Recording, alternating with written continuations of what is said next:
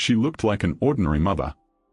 A quiet woman, living in a quiet town, taking her children to school, chatting with neighbors, blending into society. But behind her calm smile lurked one of Russia's deadliest secrets. Her name was Irina Gaidamachuk, and they called her Satan in a skirt. Born in 1972 in the town of Nyagan, Irina's life unraveled early.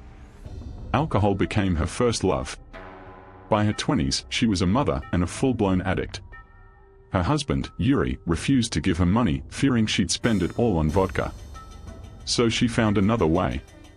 She posed as a social worker, knocking on the doors of Russia's most vulnerable, elderly women who lived alone. Once inside, Irina would strike. With an axe or a hammer. Her victims, aged between 61 and 89, never saw it coming. She didn't kill for revenge. Or rage. She killed for vodka money, sometimes as little as £20. 17 women died at her hands over 8 years, all for the next drink. The town of Krasnofinsk was terrified. Women were being slaughtered in their own homes. No one suspected a woman, let alone a mother.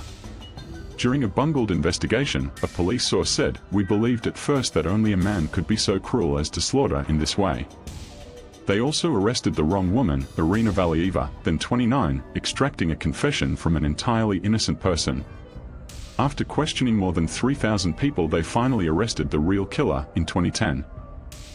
Everything changed when one victim survived. She saw her attacker. Not a man, but a woman.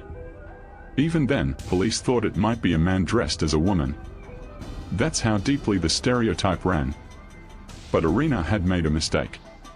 Her final victim, 81-year-old Alexandra, had neighbors who described a woman posing as a decorator. And this time, the trail led to her. In 2012, Irina Gaidamachuk was sentenced to 20 years in prison. 17 lives lost, just over 1 year per murder. Why so little time? Because, the judge said, she was a mother and deserved leniency. To this day, many of her victims' families say she should never walk free again. She was a mother, a neighbor, a killer. Her face wouldn't turn heads on the street, but inside that quiet woman lived Satan in a skirt. And no one saw her coming, until it was far too late. If you found this story chilling, subscribe for more real documentaries, true life stories, and unsolved cases. The darkest stories are often the ones we overlook.